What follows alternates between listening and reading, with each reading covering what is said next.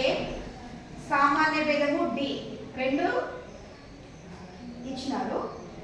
ఏం కనుక్కోమన్నారు? అంక శ్రేణి 4 పదాలు కనుక్కోమన్నారు. ఏం కనుక్కోమన్నారు? అంక శ్రేణి 4 పదాలు కనుక్కోమన్నారు. సో ఫస్ట్ మనకి అంక శ్రేణి ఎలా ఉంటుంది? A1, A2, A3 and so on AN. మళ్ళీ అంక శ్రేణి సామాన్య రూపము ఎలా ఉంటుంది? అంక శ్రేణి సామాన్య రూపం ఎలా ఉంటుంది?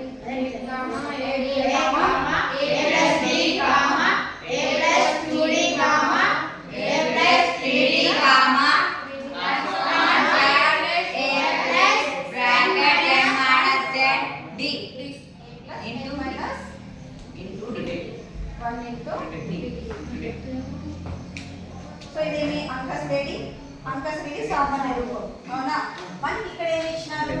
మొదటి పదం ఇచ్చినారు. ఏ అంటే ఇక్కడ మొదటి పదం కదా, మొదటి పదం ఇచ్చినారు. సామాన్య భేదం డి ఇచ్చినారు. ఫస్ట్ ఆన్సర్ లో రాదు. మొదటి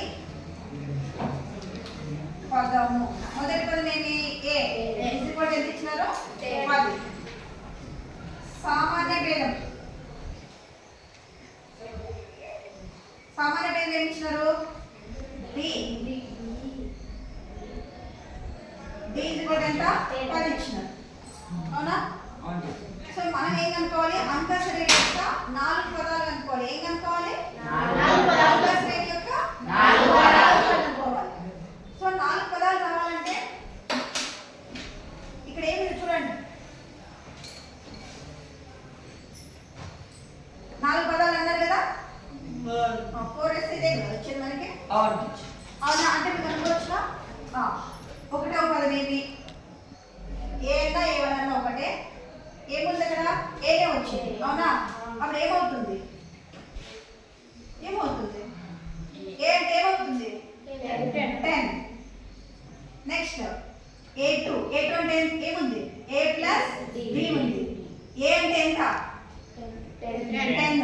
D అంటే 10. ఎంత? 20. Next A2, A3.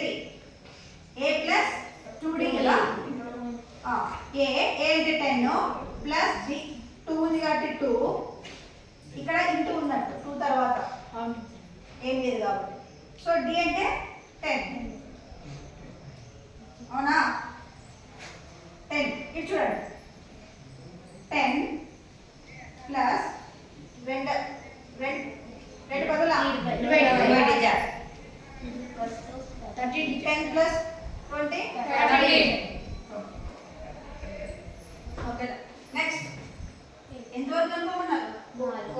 4 పదాలు అన్నారు. సో ఇప్పుడు 3 పదాలు అయిపోయినాయి, 4వ పదం. So A plus 3D is equal to 10 plus 2 3 into 10. 10 ఎంత? 30 plus 30 is equal to 40. Okay, అర్థమైందా? సో మనం కనుక్కోండి అనేది 4 పదాలు. సో 4 పదాలు స్టాప్ చేద్దాం. సో therefore అంక శ్రేణి 4 పదాలు. సో ఏమేమి? 10, 20, 40, 40 4 పదాలు అన్నారు. అంతవరకే చాలు. స్టాప్.